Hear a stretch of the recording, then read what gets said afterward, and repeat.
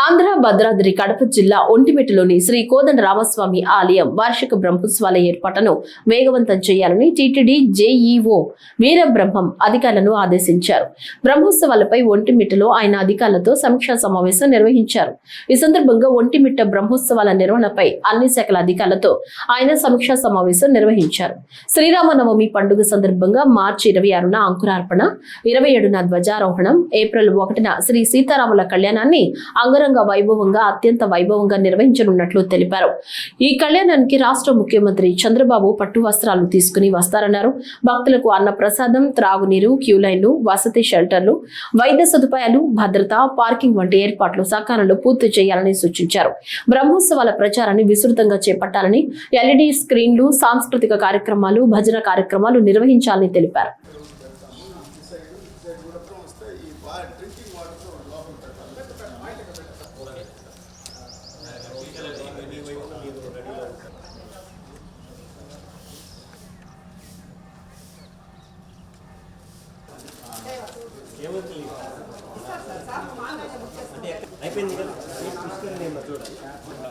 మధ్యాహ్నం కూడా 4 వరకు పెడితేనే అవుతుంది మనకు.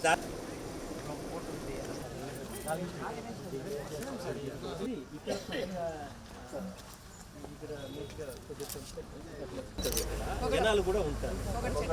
ఓకే చేద్దాం. ఇది కదా ట్రాన్స్లోకేషన్ చేద్దాం.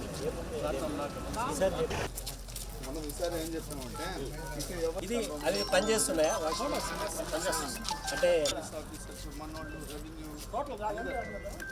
అయితే తగ్గిపోయినట్టు అనిపిస్తుంది. ఈసారి మళ్ళీ ఇప్పుడు పెద్ద చెట్లు తెప్పించేసి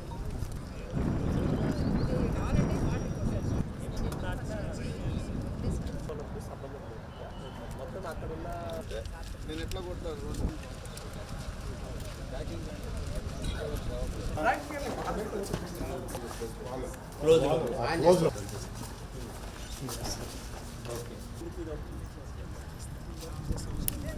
వాడినారు. బట్ ఇప్పుడు లేదా వాటరింగ్కి మీరు ఇప్పుడు ఎక్స్ట్రా పెట్టుకోండి.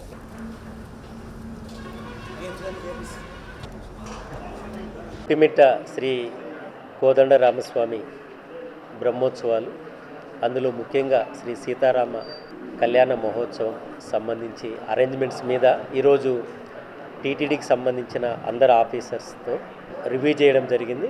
మార్చి 27 నుంచి ఏప్రిల్ 5 వరకు జరిగే ఒంటిమిట్ట శ్రీ కోదండ రామస్వామి బ్రహ్మోత్సవాలను విజయవంతంగా చేసేందుకు గతంలో మాదిరే అన్ని డిపార్ట్మెంట్లు కూడా ఇప్పటికే గేరప్ అయినాయి.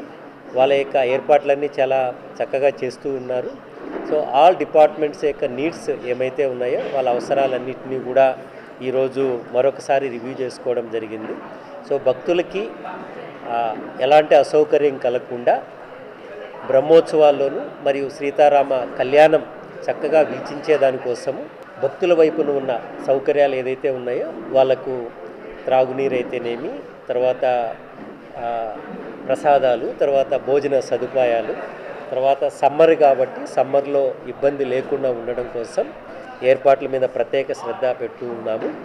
దాంతోపాటు ఇక్కడికి వస్తున్న ఎంప్లాయీస్కు ఉండడం కోసము ఆ బ్రహ్మోత్సవాల్లో వాటికి సంబంధించిన అరేంజ్మెంట్స్ మీద, కళ్యాణం రోజు ఎంతమంది వచ్చినా వాళ్ళందరికీ కూడా అరేంజ్మెంట్స్ మీద ప్రత్యేకంగా దృష్టి పెట్టడం జరిగింది.